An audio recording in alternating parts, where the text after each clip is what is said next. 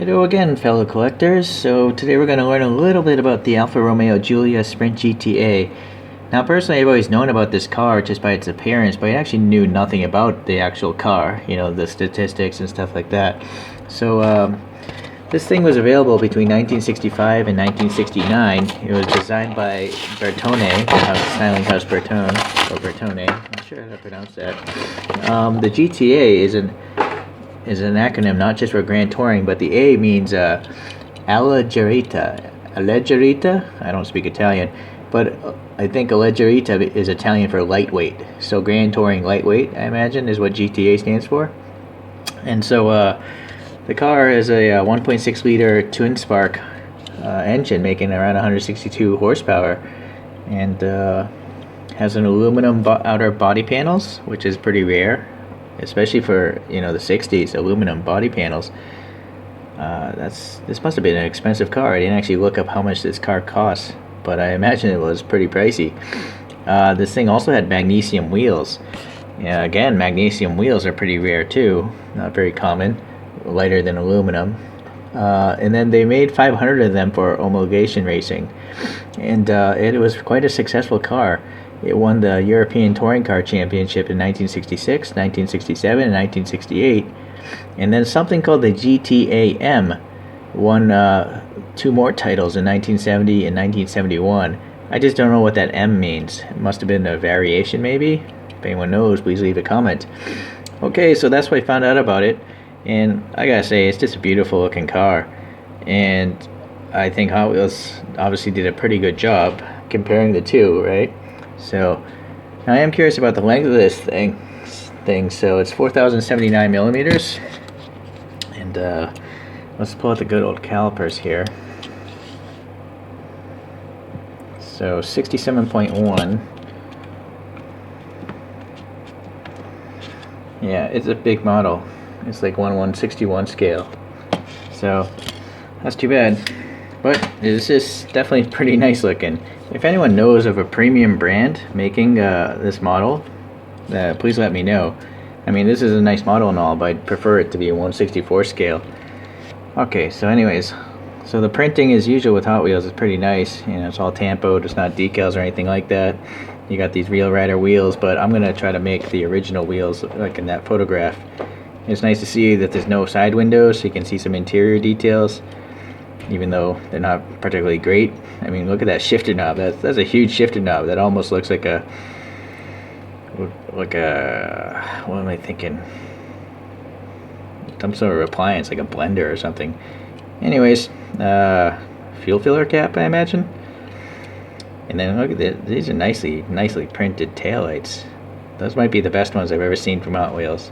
I don't have too many of these premium cars though, so I don't have much for comparison. But then it says Alfa Romeo here, and I don't think that's correct. The logo wouldn't be that huge, but at least it looks like an Alfa Romeo text. I imagine maybe these bumps here are for struts for the rear bumpers that may have come on the original car. Okay, and then nothing wrong here on this side. And then look at the break between the yellow and the red. It's like pretty good. There's no overrun. It's not fading into each other.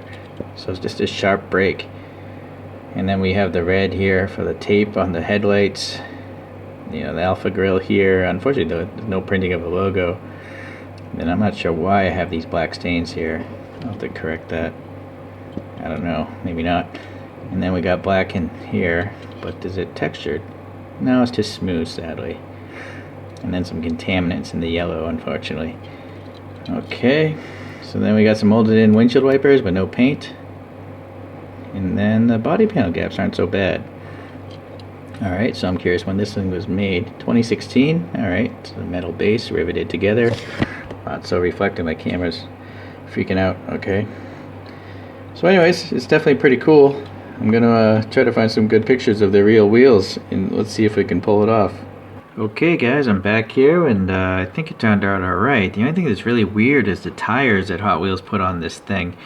They're not like the other one I got. If you look at the curvature of the sidewall, it curves right into the wheel. But if you see my video on the Escort here, this is the stock tire from those guys, and you can see there's more of a vertical sidewall to this tire, whereas this one is like really curved, it's like one of those stretched out tires people put on super wide rims, and frankly it's dangerous to drive on tires like that, you know, whereas these Real Riders make more sense because there's some, you know, some sidewall to it. So that was kind of interesting to find out. But yeah, so other than that, just that's all I did. I tried to put some silver and black marker on these windshield wiper blades, but I can't see it. So there was nothing else to do. I did find out though that Kyosho does make a model of this thing. It's just really expensive, so I probably won't buy it. I also found out the original price of this car. It was either $7,000 for the Stradale, or the Corsa was about $12,000. So that's around like $60,000 to $100,000 in today's money. So this is definitely an expensive car. And nowadays these things are valued at like $300,000 to $500,000, I guess. So, anyways, let's compare it back to the original photo that we were looking at earlier on. And let's see how it looks now. So I think it looks alright. So I'm not sure if there was an actual number 23 car that Hot Wheels has here. Obviously this is number 13, but everything else pretty much matches, right? It's pretty darn good. It's a pretty impressive job, Hot Wheels. I like it. But again, it's not 1/64 scale. So the question is, do I wait how many years until a Kyosho comes up at a decent price? Maybe it never will come at a decent price, I don't know. I guess for now though, this model can just sit as a placeholder until one day I get a Kyosho, or possibly maybe a new manufacturer will redo this, because it is such a cool car. Okay guys, well thanks for watching again, and we'll see you around.